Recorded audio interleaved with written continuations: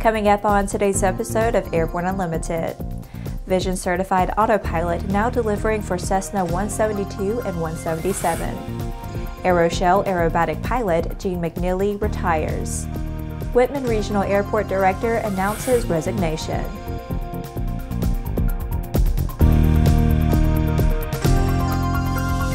Hello, I'm Laura Hudson. It's November 10th, and this is Airborne Unlimited. Possibly one of the best deals in general aviation, TruTrak is now delivering both Cessna 172 and Cessna 177 Vizion autopilot systems, and the company says the price is the same as when the system was announced at AirVenture 2017, just $5,000. This price includes pretty much everything needed to complete installation of the Vizion autopilot in a 172 or 177. Autopilot controller, roll servo, pitch servo, mounting brackets, push rods, and hardware, even the wiring harness. Add in the affordably priced STC from EAA for $100, and pilots can install a 2-axis autopilot that will not only make cross-country trips easier, but safer too. TruTrak has now delivered approximately 75 certified Vizion autopilot systems since shipping began in early August. Now that the 177 systems are shipping, TruTrak is working full-time to get the PA-28, C-182, AE Model 172, and R-172K installation designs finished up. The company says they are committed to having those systems shipping before the end of 2017. It will be a push to get everything finished up and approved with the holiday coming up, but we are excited and working hard to make it happen, reports TruTrak's CEO Andrew Barker. After the break, early space pioneer Richard Gordon has gone west. The dream is real, a truly affordable personal jet aircraft. The Subsonics Personal Jet Kit is priced at only $42,000. Kit plus engine is still under $100K. Add instruments, upholstery, and paint and you're flying. It's time to put your money where your bucket list is. Learn more at sonicsaircraft.com.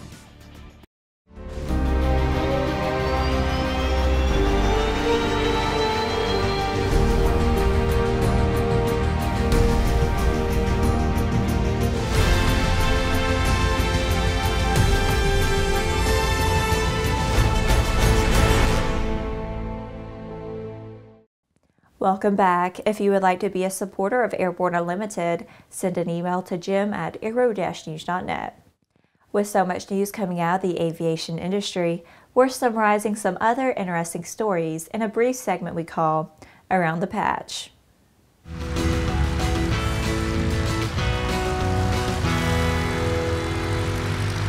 Astronaut Richard Gordon, who was the command module pilot on the Apollo 12 mission to the moon, has gone west at the age of 88. Gordon passed away Monday at his home in California, according to the Astronaut Scholarship Foundation. StandardAero Aviation Holdings Incorporated and Airbus SE have announced that they have finalized the acquisition by StandardAero of Vector Aerospace Holding SAS from Airbus.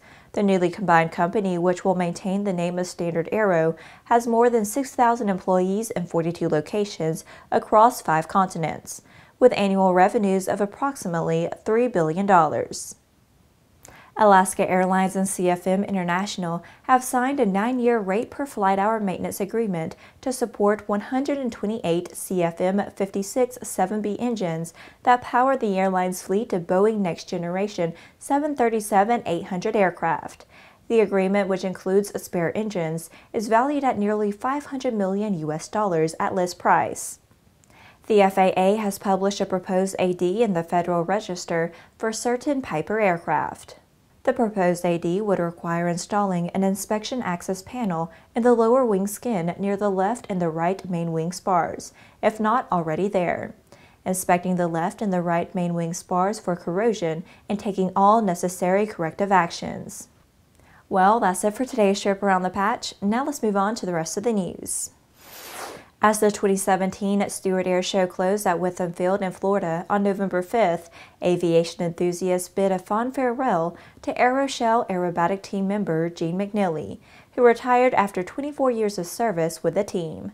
Fans will likely remember McNeely for his years of flying the slot position for the AeroShell Aerobatic Team. When I was a kid, my best friend's father was a manager of the Ocala Airport, so I spent a lot of time out there, said McNeely. I was hooked early. I started flying when I was in high school, and when I got out of the Navy in the 60s, I finished my ratings on the GI Bill. After amassing over 26,000 lifetime flight hours during a career that spans air racing, crop dusting, and flying air cargo, for years I flew in the same Southern Regional Air Shows as Ben Cunningham, Alan Hanley, and Steve Gustafson, who are flying together as the North American Aerobatic Team, says McNeely. We all got to know each other pretty well. Ben retired around 1994 or 95, and they asked me to join them. Then Mark Henley, Alan's brother, joined us. We clicked, we grew together as a team, we worked really hard, and a few years later we became the AeroShell Aerobatic Team. After these messages, Wittman Regional Airport Director announces resignation. There's a difference between charting a steady course and pushing for the ceiling. And for nearly a century, Hartzell Propeller has been defining that difference. It's in our passion for engineering and research and our dedication to testing the limits of performance. We are built on honor. We are Hartzell Propeller. The Bristol Light Sport aircraft is what you are looking for. The Bristol is wider than a Cirrus, faster than a Skyhawk, offers more storage than a Husky, and comes standard with Garmin avionics. So what are you waiting for? Visit Bristol.com to find out how you can get into a Bristol today. Welcome back. The director of Wittman Regional Airport in Oshkosh, Wisconsin, has announced that he will be stepping down from the post on February 24, 2018. At least that's Peter Moll's current plan. Although Moll left the door open for an earlier departure, he said February 24th is his last day, unless I have something else lined up before that. Moll did not give any specific reason for his departure, saying he did not want to go into a lot of detail. But there were a lot of factors that went into my decision. Moll was named airport director in 2007 after serving for 2 years as the airport's maintenance and operations superintendent. Moll was recently criticized by the Winnebago County supervisors for not aggressively pursuing some state and federal grants for a new terminal at the airport. Moll said he told the county executive that it was time for me to do something else.